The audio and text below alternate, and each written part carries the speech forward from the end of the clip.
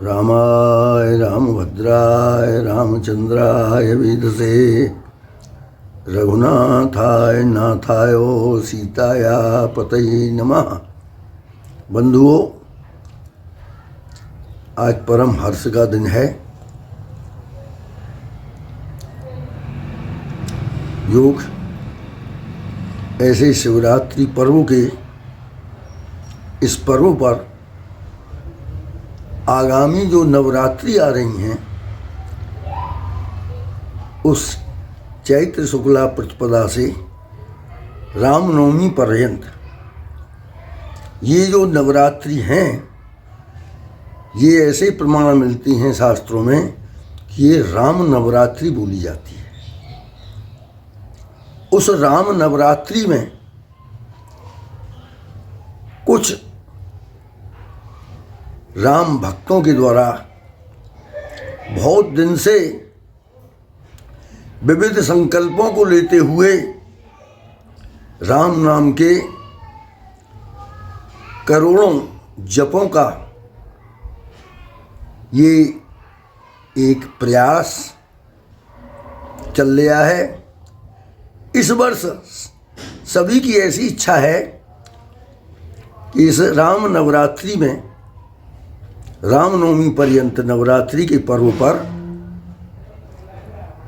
जो कि 4.5 करोड़ के लगभग संख्या वाले राम जप हो चुकी हैं, उनमें अलग अलग विभिन्न संकल्प थे।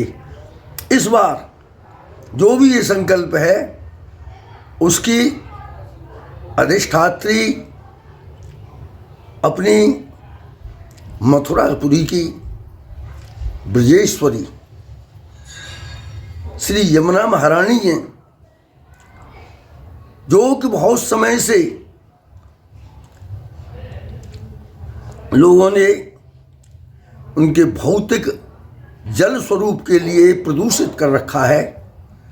इसके लिए अनेकों आंदोलनें हुए, हमने अनेकों बार यज्ञ किए यमुना तट पर, पूरे साल भर तक। उनमें संकल्प यही था, बाबा महाराज की पुण्य स्मृति में किए थे, 1 साल तक यमुना जी का ये प्रदूषण मुक्त, ये स्वच्छ जल हो। इस निमित्त हमने जाके कुरुक्षेत्र में गीता यज्ञ भी किया था। परंतु अपनी अब इन कोई शासन प्रशासन के लोगों से बहुत ज़्यादा तक आंदोलनें खुशामदें हो चुकी हैं, कोई सुनता ही नहीं ने। तो अपनी तो पहुँच हुए वो भगवान तक है, भगवान के चरणों में प्रार्थना करते हैं। और इस साल जैसे अनेकों संघर्षों के बाद 500 साढ़े 500 वर्ष में आज रामलला अपने भवन में जैसे आके विराजी हैं, जो शोभा हुई है इस भारतवर्ष की, उसी प्रकार जो यमुनोत्री से भूतल पर आई हुई, जो 7 समुद्र का भेदन करने वाली जिस मार्ग से होकर के आई हैं, वो यमुनोत्री से इंद्रप्रस्थ होती हुई इस मथुरा मंडल में, ब्रजभूमि में श्री यमुना जी पधारी हैं। यहाँ से अग्रवन बटेश्वर होती हुई आप त्रिवेणी संगम में पधारी हैं।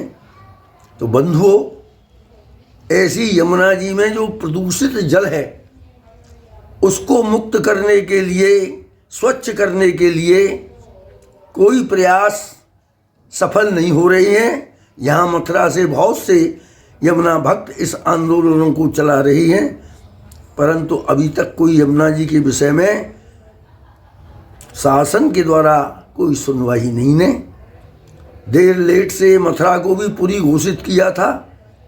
यमुना जी के कार्य की हम तो आशा रखते हैं, और ये आशा रखते हैं कि इस समय जो शासन है वो धार्मिक आस्था वाला है। जोगी और मोदी की जोड़ी बनी हुई है। यदि इस समय में यमुना जी का प्रदूषण मुक्त हो जाएगा तो सदा के लिए ये धरोहर सुरक्षित हो जाएगी और ब्रज की शोभा होगी, मथुरापुरी की शोभा होगी। ये सब घाट जो हैं ये सब पवित्र बोले जाएंगे। आज यमुना जी की इस दशा को देख करके हम भगवान से यही प्रार्थना करते हैं, श्री राम के चरणों में उनके जितने भी संख्या में हो जाएं, उन नाम राम नाम के उस समर्पण को करके यही प्रार्थना करें कि हमारी यमुना जी को भगवान आप शीघ्र जैसे कि यवनों से अपने स्थान को मुक्त किया, उस प्रकार इस प्रदूषण से, ये जहर रूपी प्रदूषण से शीघ्र ही आप इसको मुक्त करें, यही हमारी प्रार्थना है। और इसी कामना को लेकर के दृढ़ विश्वास से आशा रखते हुए हम सभी राम भक्तजन राम से प्रार्थना कर रहे हैं, क्योंकि राम और कृष्ण में हम भेद नहीं मानते हैं, एक स्वरूप है। जैसे भगवान ने सुदर्शन चक्र को धारण किया, राम जी ने धनुष बाण को धारण किया, क्यों किया? भगवान को किससे डर था? वो ऐसे ही दुष्टों का दमन करने के लिए अपने भगवान ने अनेकों आयुधों को लिया। आप भगवान शीघ्र ही सबकी प्रार्थना को श्रवण करें और इस कार्य के लिए मुक्त करें। मैं सभी जो भी यमुना भक्त हैं, राम भक्त हैं, गोपाल भक्त हैं, मैं उन सभी के लिए इस कार्य में संलग्न होने के लिए शुभकामना करता हूँ कि जितना भी जिन पे बने वो राम नाम का जाप यमुना जी के कार्य की इस सफलता के लिए आप करके श्री राम के चरणों में रामनवमी तक समर्पित करें। जय गोपाल, जय श्री राम।